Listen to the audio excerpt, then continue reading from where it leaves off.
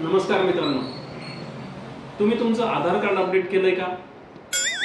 केलं नसेल तर लवकरात लवकर करून घ्या, कारण आपली कर्जाची फाईल लवकरात लवकर सँक्शन होण्यासाठी आपण आपलं आधार कार्ड अपडेट करणं अत्यंत आवश्यक आहे।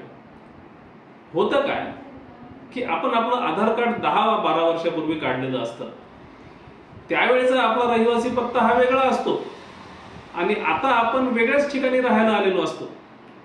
आपण सध्या ज्या पत्त्यावर राहतो तो पत्ता आधार कार्डवर अपडेट करणं आवश्यक आहे। रहिवासी पत्त्याबरोबरच आपला फोटो, 10-12 वर्षापूर्वीचा आपला चेहरा आणि आजचा आपला चेहरा यामध्ये बराच फरक झालेला असतो।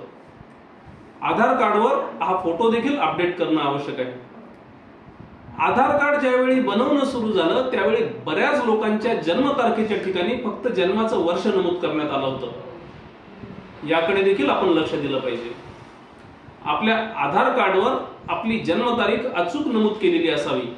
तसंच आपलं आधार कार्ड हे आपल्या मोबाईल नंबरशी आणि मेल आयडीशी लिंक करून घेणं देखील आवश्यक आहे। तुम्ही तुमचं आधार कार्ड आणि पॅन कार्ड एकमेकांशी लिंक केलेलं असेलच, जर केलं नसेल तर ते देखील अगोदर करून घ्या। केवायसी मध्ये आधार कार्ड हे तुमचं ओळखपत्र आणि रहिवासी पुरावा म्हणून महत्त्वाचं डॉक्युमेंट आहे।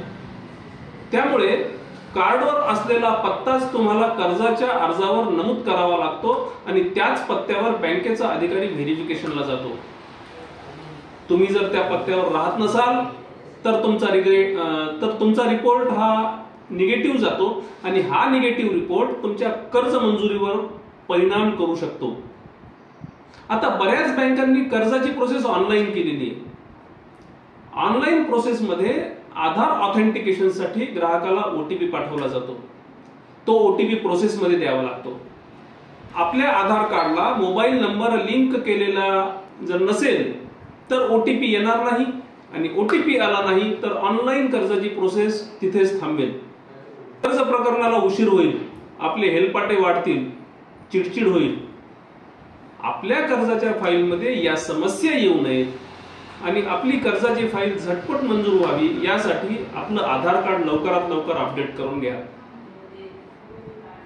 आधार अपडेशन फक्त कर्जासाठीच नव्हे तर तुमचं bank account, insurance, ration card, LPG gas connection अशा अनेक सोयी सवलतींसाठी आवश्यक आहे। अशाच बारीक सारीक परंतु महत्त्वाच्या बाबींवर ते चर्चा करण्यासाठी आपके सामने एक बड़ा सा रेड बटन है। हाँ, है। दबा दिया, आगे बोलो। साक्षी फायनान्शियल सर्व्हिसेसच्या ऑफिसला भेट द्या, आमच्या प्रतिनिधींसोबत बोला। हा व्हिडिओ आवडला असेल तर लाईक करा, जास्तीत जास्त शेअर करा आणि साक्षी फायनान्शियल सर्व्हिसेसचं चॅनल सबस्क्राईब करायला विसरू नका। धन्यवाद।